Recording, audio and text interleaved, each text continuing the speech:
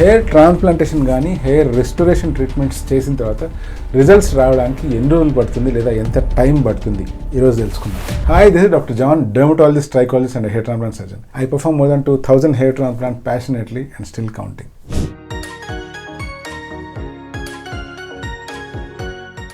Hair restoration అనేటువంటిది ఒక bigger term.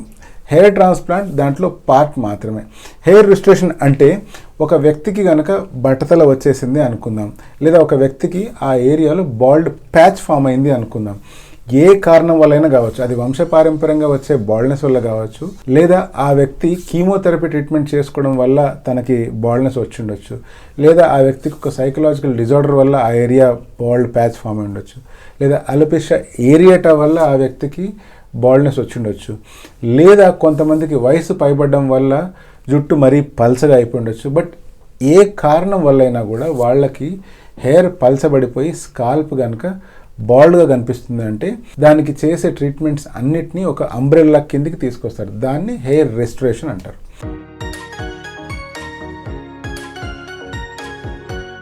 ఇప్పుడు హెయిర్ రెస్టోరేషన్ ట్రీట్మెంట్స్ ఏమేమి ఉన్నాయి అంటే, నెంబర్ 1 వచ్చేసి మెడికల్ ట్రీట్మెంట్.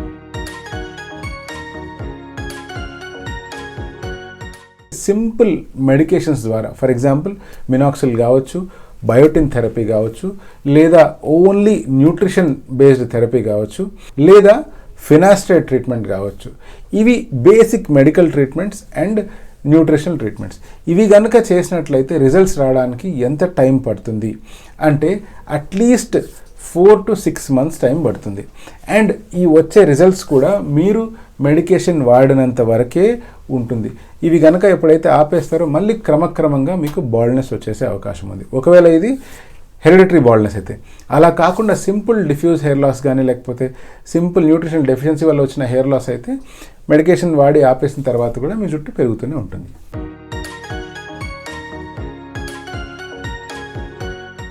రెండో హెయిర్ రెస్టోరేషన్ ట్రీట్మెంట్ కామన్గా చేసేది ఏంటి అంటే మీజోథెరపీ అంటాం. మీజోథెరపీలో పిఆర్పి వస్తుంది, స్టెమ్ సెల్ థెరపీ వస్తుంది, జిఎఫ్సి వస్తుంది, డర్మా రోలర్ వస్తుంది, మైక్రో నీడ్లింగ్ వస్తుంది. ఈ ట్రీట్మెంట్స్ అన్నీ అలోన్గా కూడా చేస్తాము and in combination with medical treatment and nutrient supplementation కూడా చేస్తాం. సో ఇలా చేసినప్పుడు రిజల్ట్స్ ఎప్పుడు వస్తాయంటే, కంపారిటివ్గా చూసుకుంటే మెడికల్ ట్రీట్మెంట్ ప్లస్ ఈ మెసోథెరపీ కలిపి ఎప్పుడైతే చేస్తామో అటువంటి సిచ్యువేషన్లో మనకు రిజల్ట్స్ అనేటువంటివి కొంచెం ఫాస్టర్గా వస్తాయి. బట్ స్టిల్ 3 months అయితే డెఫినెట్గా పడుతుంది. ఈ మెసోథెరపీ చేసేటప్పుడు వచ్చిన ప్రాబ్లం ఏంటి అంటే, ఈ రిజల్ట్స్ లాంగ్ టర్మ్లో పర్మనెంట్గా ఉండవు, టెంపరీగా ఉంటాయి అండ్ షార్ట్ లివ్డ్ రిజల్ట్స్ మాత్రమే ఉంటాయి. అండ్ పొరపాటున కూడా మనం ఈ మెసోథెరపీ ట్రీట్మెంట్స్ ఓవర్డూ చేయకూడదు. అంటే ఎప్పుడు చేసినా దాదాపుగా 2 to 3 weeks గ్యాప్ ఉంచుకోవాలి. ఆ గ్యాప్ తర్వాత మళ్ళీ నెక్స్ట్ సెషన్ ప్లాన్ చేసుకోవాలి. అలా చేయకుండా ఫాస్ట్గా తొందరగా చేసామనుకోండి, అంటే ఒకసారి ఇంజురీ క్రియేట్ చేసిన తర్వాత, లేదా ఒకసారి ఇన్ఫ్లమేటరీ రెస్పాన్స్ ఇవోక్ చేసిన తర్వాత మళ్ళీ అది హీల్ అయ్యేదాకా వెయిట్ చేయకుండా మళ్ళీ దానికి ఇంకొక ఇన్ఫ్లమేటరీ రెస్పాన్స్ ఇవోక్ చేస్తున్నప్పుడు ఆ ఏరియాలో జుట్టు ఫాస్ట్గా కొన్ని రోజుల వరకు రావచ్చు, బట్ ఆ ఏరియాలో ఫైబ్రోసిస్ ఫామ్ అయిపోయి ఫ్యూచర్లో జుట్టు ఏమాత్రం గ్రో కాకుండా తయారైపోతుంది. సో అందుకని ఈ స్పేసింగ్ అనేది చాలా important.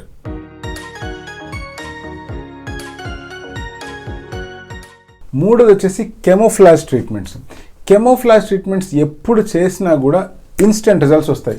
For example air fibre అనుకోండి, మీకే కనుక హెయిర్ థిన్నింగ్గా ఉంది, అటువంటి సిచ్యువేషన్స్లో హెయిర్ ఫైబర్ కనుక వాడారనుకోండి, ఇమీడియట్గా రిజల్ట్స్ వస్తాయి. ఇమీడియట్గా మీ స్కాల్ప్ అంతా ఒత్తుగా ఉన్నట్లు, హెయిర్ ఎంతో డెన్స్గా ఉన్నట్లు కనిపిస్తాయి. సో 1/2 సెకండ్లో రిజల్ట్ వచ్చేస్తుంది అనమాట.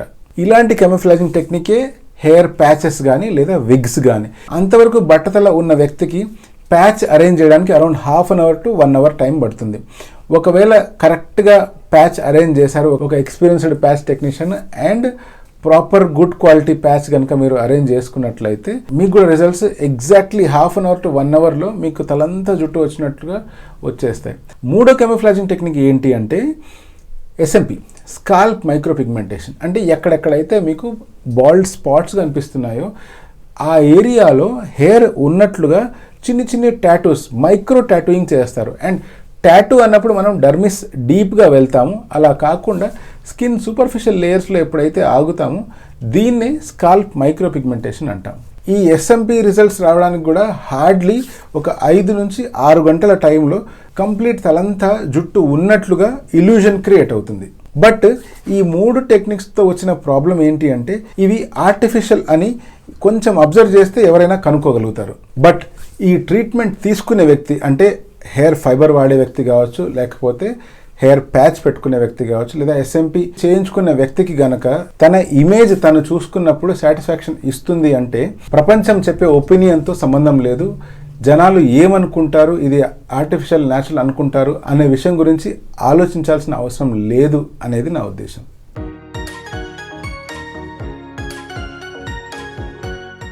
ఫైనల్గా హెయిర్ ట్రాన్స్ప్లాంట్ కనుక మీకు చేసినట్లయితే మీకు రిజల్ట్స్ రావడానికి 9 months to 12 months పడుతుంది. అంటే దాదాపుగా 1 year పడుతుంది.